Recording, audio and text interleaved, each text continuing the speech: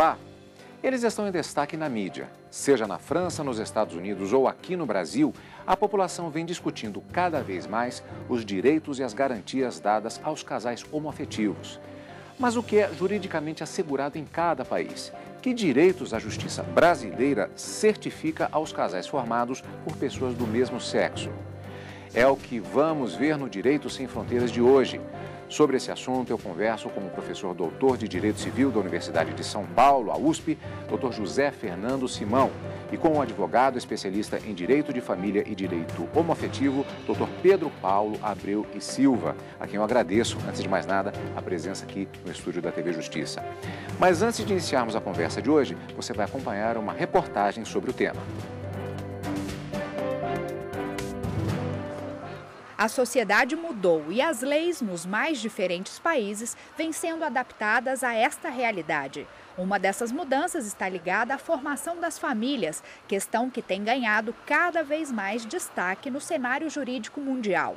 Assim, o que hoje é vivido por muitas pessoas começa a existir também juridicamente, como é o caso da união homoafetiva. Na busca pelo reconhecimento dessas pessoas e para garantir um amparo legal a elas, países como a Dinamarca, Canadá, Argentina, Portugal, Espanha e Uruguai já legislaram a respeito do assunto e deram aos casais homossexuais o direito ao casamento. A partir daí, em muitos desses locais, garantias como a adoção também passaram a ser reconhecidas. No Brasil, as relações homoafetivas têm tido respaldo no Poder Judiciário, apesar de ainda não existir aqui uma lei expressa que permita o casamento entre pessoas do mesmo sexo. A Justiça brasileira tem reconhecido cada vez mais a união estável.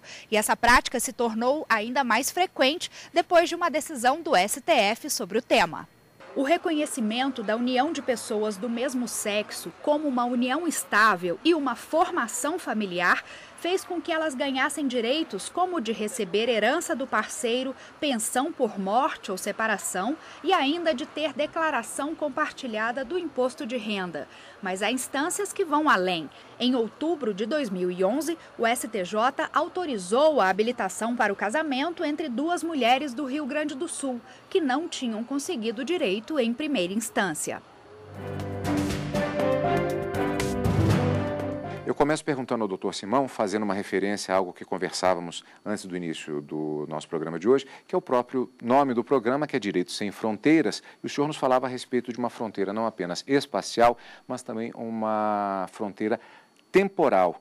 E o senhor faz uma afirmação bastante interessante. Há uma imagem de que o direito homoafetivo, ele era algo respeitado e existente em sociedades da antiguidade, notadamente a sociedade grega e a sociedade romana. E o senhor nos dizia que isso não é verdade.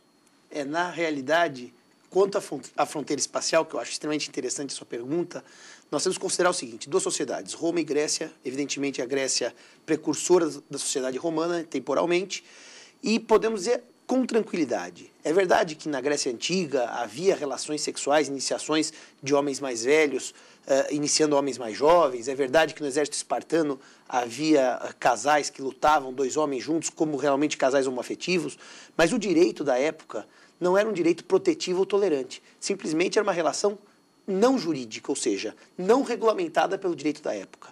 Agora, em Roma, a coisa era mais grave.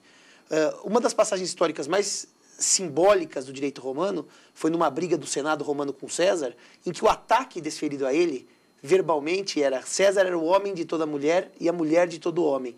Ou seja, havia críticas efetivas à homossexualidade ou bissexualidade de Júlio César. Suetônio escreve isso nas obras. Séculos depois, 2 séculos depois, quando Nero casou com um homem, também o fez para chocar a sociedade romana. Portanto, é uma falsa imagem de que temporalmente nós tivemos um avanço, depois a Idade Média retrocedeu e agora nós teríamos um novo avanço. É o primeiro momento histórico em que a homossexualidade e os direitos dos casais homoafetivos é efetivamente respeitado pela humanidade como um todo. Agora, falando da fronteira espacial, não mais a temporal, a gente percebe isso, por exemplo, com leis antigas, como a lei espanhola, que protege e permite o casamento de pessoas do mesmo sexo, e com leis recentíssimas, como a Argentina. Então, note-se que, mesmo agora, os países de forte influência católica, a Espanha é um dos países que há maior número de católicos presentes, o respeito aos direitos dos homossexuais floresce. É bem diferente do que existia em Roma e na Grécia, que talvez existisse uma tolerância, talvez existisse uma não perseguição, mas não uma proteção de direitos. Doutor Pedro Paulo, essa questão é exatamente interessante porque, pela afirmação que o doutor Simão nos faz, na verdade, o senhor até repetiu esse ponto agora, nós estamos vivendo um momento que ele é totalmente diferente do passado do ponto de vista da proteção especificamente. É um momento único, isso não havia acontecido antes. O senhor concorda? Concordo com ele, sim, concordo com o professor Simão. O momento é de estender as garantias, né, aos casais homossexuais e buscar conceder a eles tratamento igualitário em todos os aspectos do matrimônio, se assim eles buscarem, né, de sua união. Como o doutor fortemente destacou, houve aí essa falsa impressão de avanço, retrocesso e agora um avanço mais largo, e citou o caráter da religiosidade. É muito curioso chamarmos ao fato de que hoje temos um Papa argentino e uma população argentina, né, católica bem forte, e um avanço legislativo da Argentina é o maior da América do Sul, premiado inclusive pela ONU, né, pelo Acnud, com referências, dizendo que a legislação argentina acerca da proteção dos direitos dos casais homossexuais, ela tem destaque e é, vamos dizer assim, moderna em termos mundiais, né? E do ponto de vista da evolução que isso tem encontrado, aliás, nós vivemos um momento de globalização, até uma certa redundância dizer isso, e que em que as informações circulam muito rapidamente, inclusive estes debates. Mas há uma diferença significativa em como esse processo de debate e de efetivação nas leis está acontecendo aqui nos Estados Unidos, na França e em outros países do mundo? Eu queria dar uma contribuição para essa pergunta, falando da fronteira espacial, do nosso direito sem fronteiras, que é exatamente a questão de Portugal e Brasil. Eu acho emblemático o debate para responder a sua pergunta, porque em 2010 Portugal aprovou uma lei. Essa lei foi muito singela, porque alterou apenas 3 artigos do Código Civil Português, de 1966, e esses 3 artigos diziam homem e mulher, a lei propunha pessoas. Só trocar homem e mulher por pessoas. Era uma lei bastante singela quanto à redação, mas muito emblemática quanto aos efeitos. Em Portugal, a questão foi tão polêmica que eles têm lá, naquele país nós não temos, o chamado controle prévio de constitucionalidade. Ou seja, antes da sanção presidencial, pergunta-se ao Supremo, posso sancionar ou sancionarei uma lei inconstitucional? E o Supremo, a Suprema Corte Portuguesa, o Tribunal Constitucional, entendeu que era constitucional o casamento homoafetivo. A lei foi sancionada em 2010, alterou esses 3 artigos do Código Civil, e a partir daí tivemos vários casamentos, divórcios homoafetivos e assim por diante. Isto foi a tônica na Espanha, isso foi a tônica na Argentina, isso foi a tônica portuguesa, em outros países mais antigamente, que já ocorreram os debates, como em partes do Canadá, como na própria Holanda e assim por diante. O Brasil optou por um processo totalmente distinto. Aliás, o doutor Pedro Paulo, que é do Rio de Janeiro, depois vai fazer as suas observações sobre isso, mas foi graças a uma briga de poderes entre o Executivo Fluminense do Rio de Janeiro e o Judiciário Fluminense do Rio de Janeiro, ou seja, os 2 poderes do mesmo estado, em que o governador Sérgio Cabral, já no seu primeiro mandato, por decreto, reconheceu direitos a casais homoafetivos. Direitos, portanto, direito público, direitos absolutamente ligados ao Estado, não casamento. Estou dizendo benefícios previdenciários estaduais, licenças estaduais. E o que aconteceu, então? O poder público executivo concedeu, o poder público judiciário, por motivação, evidentemente, provocada em ações do Ministério Público, começou a caçar esses benefícios, dizendo que não era possível concedê-los a pessoas do mesmo sexo. Este processo, que eu repito, é uma briga política entre o Executivo e o Judiciário, acaba desembocando no STF, na famosa DPF 132/Rio de Janeiro, que foi onde o STF se manifesta e diz: união de pessoas do mesmo sexo é família. O que eu acho fantástico disso tudo é que a interpretação que o STF fez, portanto, contrariamente ao processo português ou argentino, que a mudança veio do legislativo, que criou leis protetivas, nós estamos falando de uma mudança que é o chamado ativismo judiciário, em que o STF leu um artigo da Constituição, o 226, parágrafo 3º, que diz que a união estável é entre homem e mulher, para dizer o seguinte, agora no bom juridiquês: Ao invés de eu fazer uma interpretação literal do texto, homem e mulher quer dizer que é só homem e mulher, eu estou fazendo uma interpretação finalística, que é teleológica.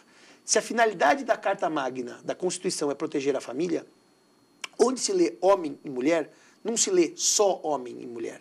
Aquela velha máxima, aquele velho adágio, onde a lei não proíbe, não pode o intérprete proibir. O que havia ali é uma enunciação de família, um exemplo, sem excluir as outras modalidades. Então, a partir daí, o STF faz uma leitura bastante protetiva dos direitos das minorias, bastante protetiva dos direitos dessa classe que normalmente é, por preconceito, excluída do direito, e diz, não, é possível união homoafetiva como união estável. Então, o nosso procedimento, ele foi completamente distinto dos outros países. A ponto de, nos meus congressos internacionais, as pessoas perguntam, mas como é que o Brasil resolveu que nós não entendemos?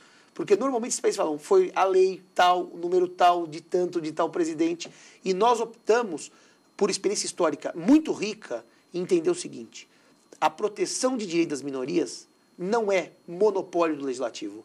O executivo e o judiciário têm o mesmo dever de protegê-las. Portanto, realmente são processos bem diferentes. Se observe que a questão neste início de século XXI, relativa à forma de se dizer o direito, elas extrapolam as fronteiras. Nós vamos para um rápido intervalo e vamos continuar falando a respeito desse tema, inclusive considerando que o debate específico sobre o tema de hoje, ele extrapola até mesmo o tema em si. O próprio papel do Estado e o equilíbrio entre os poderes já é objeto de um debate internacional. Nós vamos continuar, portanto, com o nosso tema logo depois do intervalo. Não saia daí. A Associação Brasileira de Relações Internacionais vai promover um encontro sobre multilateralismo, plurilateralismo e a construção de uma ordem mundial.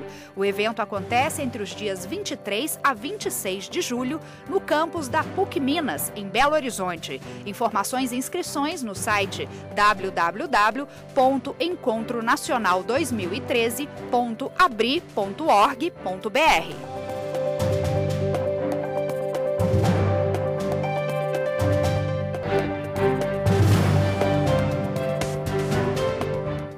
Direitos Sem Fronteiras está de volta e hoje estamos falando sobre direitos homoafetivos no cenário brasileiro e internacional.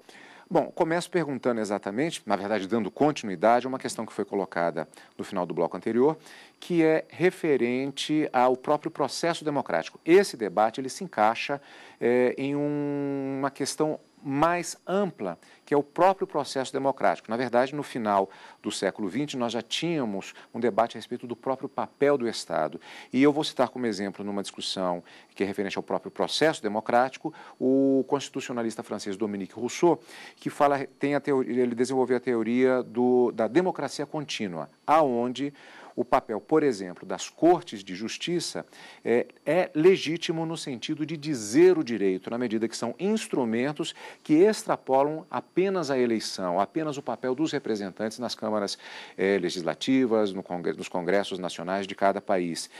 Isso é um exemplo referente às decisões que estão sendo tomadas pelos juízes em relação especificamente a esse tema dos direitos homoafetivos? Acredito que sim. Há inclusive exemplos no judiciário brasileiro, a questão do ativismo judicial. Então, sim um fator democrático que determinados direitos sejam, vamos dizer assim, postos em prática ou fomentados pelo judiciário, né?